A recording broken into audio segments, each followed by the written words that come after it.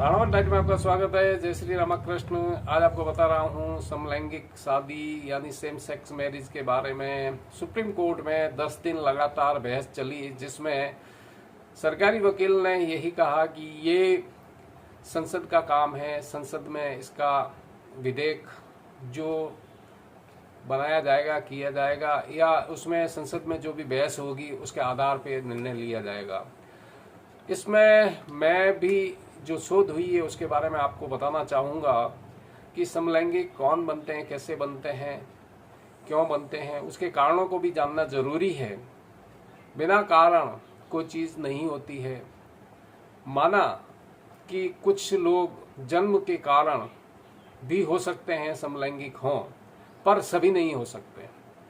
पश्चिमी सभ्यता संस्कृति अलग है, उनकी प्रेरणाएं अलग हैं। भारतीय संस्कृति सभ्यता संस्कार अलग है, यहाँ की प्रेरणा अलग है। भारतीय संस्कृति में मैं बता दूं कि विश्व में सबसे अनोखी सभ्यता संस्कृति है, ये देवों की संस्कृति है। यहाँ पर राधा और कृष्ण पूजे जाते हैं, और राम और सीता पूजे जाते हैं, लक्ष्मी नारायण के रूप में पूजे जाते हैं, और इन देवताओं को हम रोल मॉडल मानते हैं। विश्व में उनके क्या रोल मॉडल है उस पर चर्चा मुझे नहीं करनी है, मैं हिंदुस्तान के बारे में ही बात करूंगा। भारतीय सभ्यता संस्कृति में लोग गलत अगर कोई उदाहरण देते हैं तो आज मैं आपको ताज़ा उदाहरण दूंगा कि आने वाले समय में भ्रामक किस प्रकार से विचार फैलाए जा सकते हैं। आपने देखा होगा आपात स्थिति में या कुछ नाट्य स्थिति में व्यक्ति एक पुरुष हो सकता है, वो महिलाओं के कपड़े पहन सकता है, एक महिला पुरुषों के कपड़े पहन सकता है, जिसके लिए अगर आधी अधूरी जानकारी होगी तो कल कोई भी उसे समलैंगिक घोषित कर देंगे, जो गलत है। फिल्मों में आप देखेंगे वर्तमान में जो भी 5-7 दशक के अंदर कुछ अभिनय पुरुषों ने किए हैं, और क्रांतिकारियों में कुछ महिलाओं ने पुरुषों के भी कपड़े पहने हैं, जिसका अर्थ ये नहीं लगाया जा सकता कि ये समलैंगिक है। ये गलत है। आपात स्थिति में या किसी मनोरंजन की स्थिति में व्यक्ति ने वेशभूषा विपरीत लिंग की पहन ली है, जिसका अर्थ गलत नहीं समझा जा सकता। ये नकारात्मक थॉट है। इसलिए काफ़ी लोगों ने इस प्रकार से गलत तथ्य पेश भी किए हैं। काफ़ी लोग ये भी कहते हैं कि राइट हैंड वाला लेफ्ट हैंड से नहीं लिख सकता, लेफ्ट हैंड वाला राइट हैंड से नहीं लिख सकता। बिल्कुल गलत और भ्रामक बातें हैं। अभ्यास किसने किया? अभ्यास करेंगे तो सफलता मिल सकती है। लेफ्ट ड्राइव और राइट ड्राइव भी संसार में होती है, और एक स्थान से दूसरे स्थान पर वो ड्राइवर जाता है तो उस ड्राइविंग को भी सीखता है। इसलिए गलत सीखा हुआ सही सीखा जा सकता है। गलत आचरण लेने पर, आदत बनने पर उसको सुधारी जा सकती है। ऐसे बहुत सारे उदाहरण मिल जाएंगे जो ड्रग के, नशे के आदी हुए हैं, उन लोगों को उस लतों को छुड़ाया गया है। तो समलैंगिक भी एक लत है, एक आदत है। ये मेरा अनुसंधान है। उस अनुसंधान को आप rughnathinghblogspot.com पर आसानी से देख सकते हैं। समय अनुसार मैं उसको अपडेट करता रहता हूं। इससे पहले आपको ये जानना जरूरी है कि समलैंगिक के जो प्रकार और कारण हैं उसमें 4 पाए गए हैं। 4 प्रकार के हैं जो जन्म से हैं। हम उसकी न तो बात करते हैं, न निंदा करते हैं, न प्रशंसा करते हैं। हमें उन विषय को छोड़ते हुए दूसरे नंबर पर बाल यौन शोषण पीड़ित जो भी हुए हैं, उन लोगों को लत लग गई, आदत लग गई, एक बाध्यकारी जुनून हो गया कि उसके बिना वो रह नहीं सकते।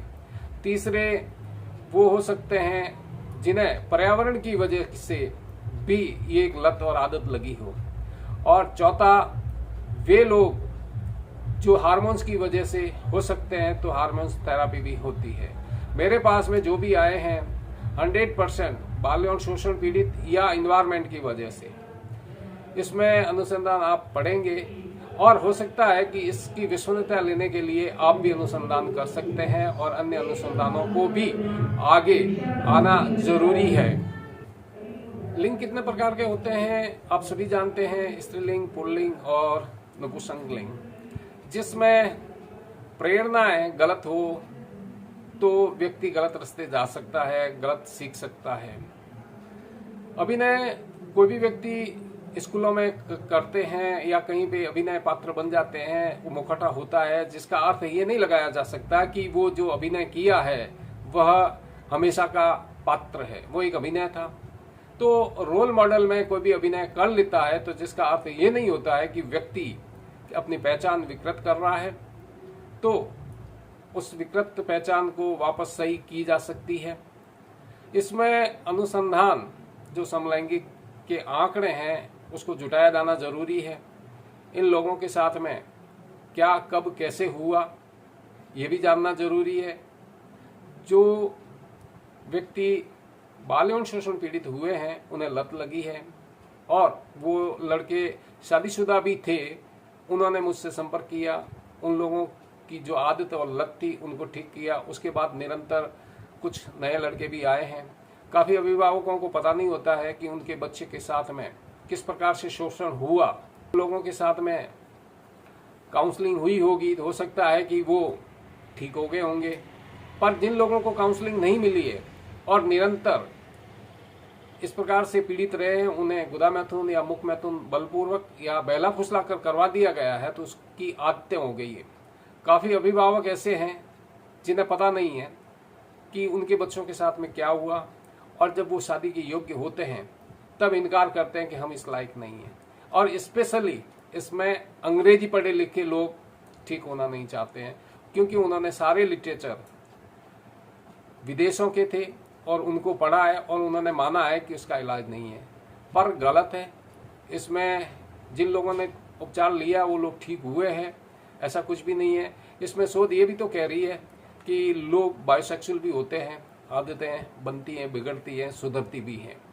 और इसमें जो भी देश हैं उसमें जिन्होंने मान्यता दी है वो मात्र 40 है, पर संसार में 200 देश हैं, जिसमें गल्फ कंट्री भी है, रूस भी है, सोवियत भी है, चाइना भी है, जापान भी है।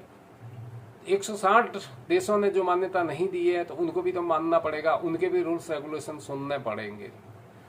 तात्पर्य ये है, अब जिन लोगों के साथ में बाल यौन शोषण हुआ है और जिसने किया है, ये दोनों में प्रेम बढ़ रहा है। और आगे की एक बात और सुनने में आ रही है कि ये कह रहे हैं कि हम गोद लेंगे।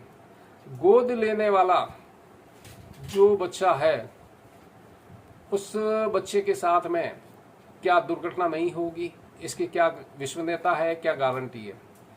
क्योंकि मेरे पास में सारे बाल यौन शोषण पीड़ित आए हैं, उसमें से उन लोगों को जो लत लगी है, बाध्यकारी जो जुनून लगा है, वो 2 पार्टनर हो सकते हैं। एक लड़कों ने 20-20 लोगों से संपर्क किया, 40 लोगों से संपर्क किया, वो आदतें बढ़ गई है। अगर इस प्रकार से अगर कोई 2 जोड़ा अगर आपस में शादी करता है, जिसमें एक्टिव और पैसिव दोनों हो सकते हैं, जिसमें से एक साथी अगर खुदा न खास्ता अल्प आयु का हो गया, तो अगर उस गोद लिए हुए बच्चे के साथ में क्या वो एक कामुक व्यक्ति उसके साथ में वो पीड़ा देगा या नहीं देगा, उसके साथ में वो गलत कार्य करेगा या नहीं करेगा, ये भी एक विचार करने का विषय है, ये शोध का विषय है। इसलिए तात्पर्य ये है कि भारतीय परिवारों को भी पूछा जाना जरूरी है, संत महात्माओं को पूछा जाना जरूरी है, राजनीतिक पार्टियों को भी पूछा जाना जरूरी है, और ये सब अनुसंधान आने के बाद संसद को जो उचित लगे वो करे, विधायक पालिका को जो अच्छा लगे वो करे, पर अनुसंधान होना चाहिए। किसी बच्चे को भटकने से किसी परिवार को बचाना चाहिए। जो जन्म से हैं हमने उनके बारे में कुछ कहा नहीं है, हमें उनसे कोई लेना देना नहीं है, उनका रास्ता अलग है। सांसारिक पारिवारिक संस्कृति में जिनको रहना है उनके रास्ते अलग हैं। अगर ये अनुसंधान और आगे बढ़ेंगे तो कुछ सामने मंथन होगा, कुछ खुलकर आएगा ही आएगा। अगर आप कोई सार्थक टिप्पणी करेंगे तो सार्थक टिप्पणी का जवाब दूंगा। मिलते हैं नए अपडेट वीडियो में, तब तक के लिए जय हिंद, स्वस्थ रहें, मस्त रहें।